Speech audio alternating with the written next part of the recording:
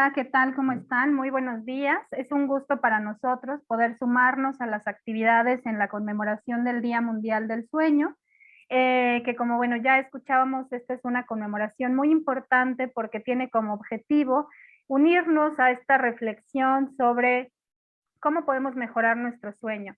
Esta viene realizándose ya desde el 2004 y la intención de la World Sleep Society es que vayamos reflexionando sobre cuánto tiempo estamos durmiendo y de qué manera podemos mejorar nuestra calidad de sueño, porque dormir bien no solamente implica que durante la noche tengamos un sueño de calidad, sino que dormir bien va a mejorar nuestra regulación emocional, nos va a ayudar a tomar mejores decisiones y esto definitivamente va a impactar en el rol que tenemos dentro de la sociedad, en la generación de espacios en los cuales estemos descansando bien y que promulguemos el dormir como un acto necesario, como un acto al que tenemos derecho. Tenemos derecho a un sueño de calidad, tenemos derecho a un lugar adecuado para dormir y como Centro de Sueño y Neurociencias es muy importante promover y difundir. Así que esperamos que todos se sumen a esta conmemoración y que divulguen este mensaje que, como ya escuchábamos, el lema de este año es sueño de calidad, mente sana y mundo feliz. Muy bien. Bueno, la idea es la siguiente, por favor, platicarles un poquito sobre estas condiciones de sueño en general. Y lo primero es, ¿qué elementos componen un sueño de calidad? Porque muchas veces dormimos, pero no sabemos exactamente por qué tenemos que dormir, cómo tenemos que dormir. Y entonces los elementos que componen un buen sueño son, en primer lugar, que el sueño tenga la duración adecuada.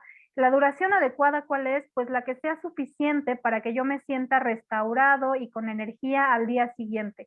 Existen promedios de horas, existen parámetros en general. Sabemos que los niños, por ejemplo, tienen que tener un tiempo de acuerdo a su edad.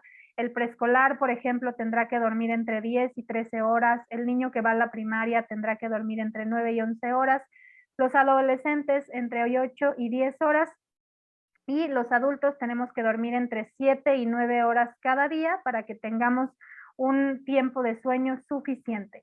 El siguiente elemento es que este sueño sea continuo, es decir, que sea un periodo continuo durante la noche, que no haya fragmentación, que no haya despertares, y esto va a contribuir a que en la mañana nos sintamos descansados o restaurados. Y el último elemento tiene que ver con la profundidad. Este sueño debe de ser profundo para ser restaurador. Recordemos que el sueño es dinámico, cambia a lo largo de la noche y se va a agrupar por diferentes ciclos de sueño. Entonces nosotros tenemos que pasar por diferentes fases de sueño. Hay un momento de la noche en el que vamos a soñar, hay un momento donde vamos a estar en un sueño muy profundo, un momento en donde estaremos en un sueño más ligero, pero cada etapa es importante y necesaria para que nuestro funcionamiento al día siguiente sea el adecuado. La siguiente, por favor. Ahora bien, ¿qué pasa con el sueño? Bueno, pues en México, antes de que iniciara la pandemia, el último reporte epidemiológico que tenemos es el de la ENSANUD. En la encuesta de medio camino del 2016, se reportaba que había una alta incidencia de trastornos del dormir o de riesgo de trastornos del dormir y también de restricción de sueño. De acuerdo con este estudio, se estima que alrededor del 28% de la población, la siguiente por favor, tiene restricción de sueño, es decir, duerme menos de las 7 horas recomendadas para los adultos, para considerar que estamos durmiendo el tiempo suficiente.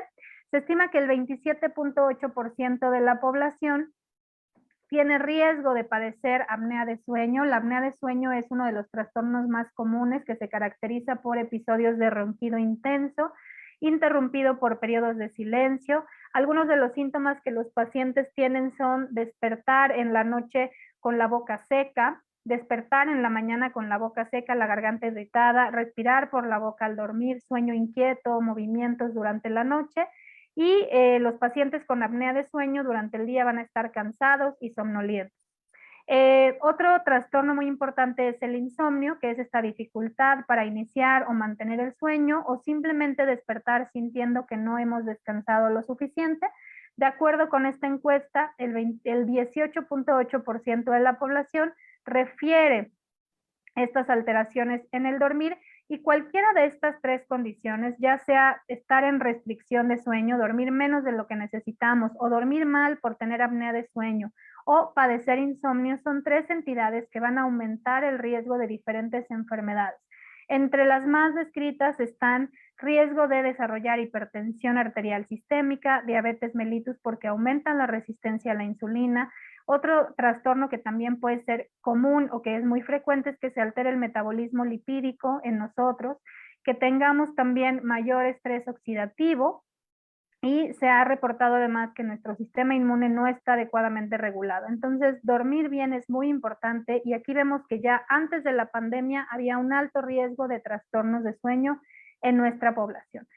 Posteriormente, cuando inició la pandemia, hicimos un estudio, la siguiente por favor, para ver cómo estaba modificándose el sueño de los mexicanos. Seguramente algunos de ustedes fueron parte de este estudio que publicamos el año pasado, y lo que nosotros observamos es que alrededor del 80% de la población estaba tardando más de 15 minutos en conciliar el sueño, lo que ya se considera como un indicador de insomnio, que el 70% de la población estaba durmiendo menos de estas 7 horas recomendadas, y que un gran porcentaje, alrededor del 90%, refería a algún síntoma de un trastorno del dormir, entre los cuales se incluían el ronquido, esta apnea de sueño, el insomnio, entre otros. Y obviamente el 80% estaba presentando funcionamiento inadecuado durante el día, es decir, cansancio, somnolencia, irritabilidad. La siguiente, por favor. Un dato importante de nuestro estudio es que la calidad de sueño se vio afectada en alrededor del 68% de la población. Es decir, 6 de cada 10 mexicanos están reportando mala calidad de sueño, y en la primera encuesta que hicimos nos dimos cuenta que las más afectadas eran las mujeres menores de 40, seguidas por las mujeres de 40 años o más. Posteriormente estaban los hombres menores de 40, y el grupo menos afectado, aunque también había mala calidad de sueño, eran los hombres mayores de 40. La siguiente, por favor. Otro dato que nos llamó mucho la atención fue que alrededor del 70% de la población refería síntomas asociados con depresión y ansiedad. Sabemos que el aislamiento, la preocupación excesiva por lo que se iba suscitando dentro de la pandemia, el riesgo de enfermarse, la falta de vacunación en el primer año y todo lo que íbamos viviendo en el día a día aumentó la presencia de estas alteraciones de salud mental, que tienen una correlación importante con los trastornos del dormir, específicamente con el insomnio. La siguiente, por favor. Otro punto importante es que se incrementó el consumo de pantallas, sobre todo en las mujeres. Hemos visto que las mujeres aumentamos más el consumo el uso de pantallas a lo largo del día, lo que podría estar teniendo un impacto directo en la calidad de sueño. Sabemos que en la pandemia se vieron o salieron a relucir muchas desigualdades sociales. Algo de lo que se ha reportado es que las mujeres han tenido que trabajar más tiempo en casa, hacerse cargo del cuidado de la casa, de los hijos, además de la violencia que impera en nuestro país, y todos estos factores han podido ser un punto importante en que haya más trastornos en esta población. La siguiente, por favor.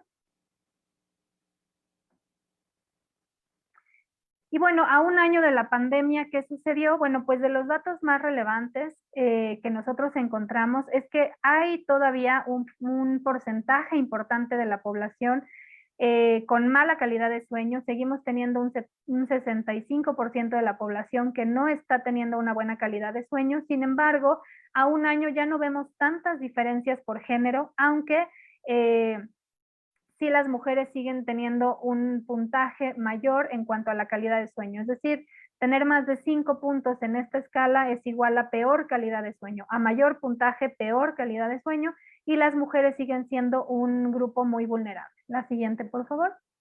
Hemos notado que sigue habiendo un porcentaje importante de personas que duerme menos de las horas recomendadas.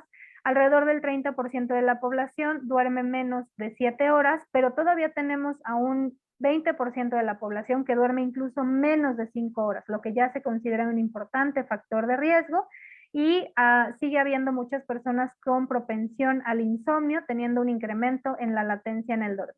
La siguiente, por favor.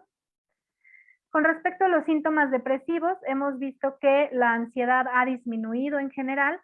31% de la población sigue refiriendo rasgos de ansiedad, y con respecto a la depresión, vemos que alrededor del 16% tiene síntomas moderados de depresión, 9% moderados, perdón, 16% moderado, 9% moderadamente grave, y 5.75% de la población tiene rasgos graves de depresión, lo que nos habla de que, bueno, estos signos o síntomas han disminuido de forma importante a un año del inicio de la pandemia. La siguiente, por favor.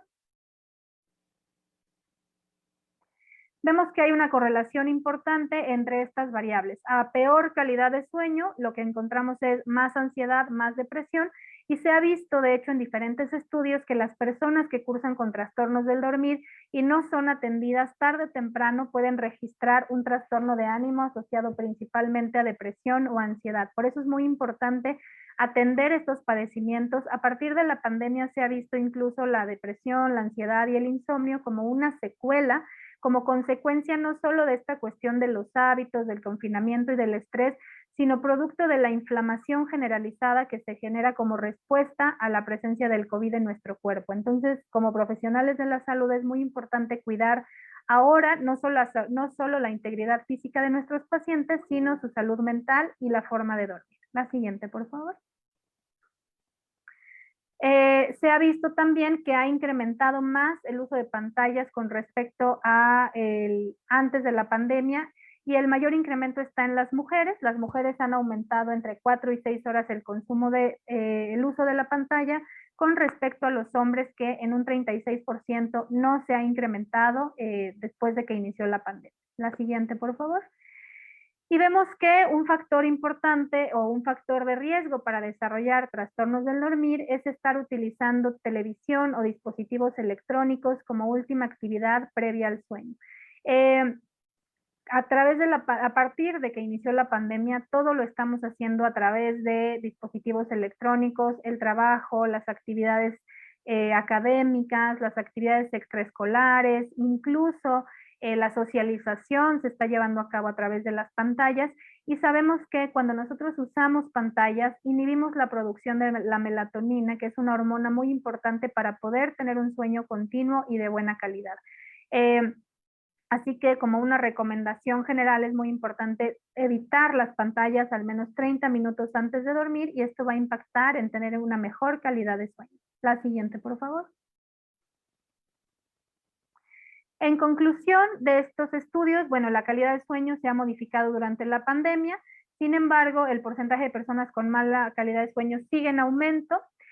Como segunda conclusión, pues bueno, tenemos que los cambios en los hábitos y en la rutina, sobre todo la sobreexposición a las pantallas, podrían estar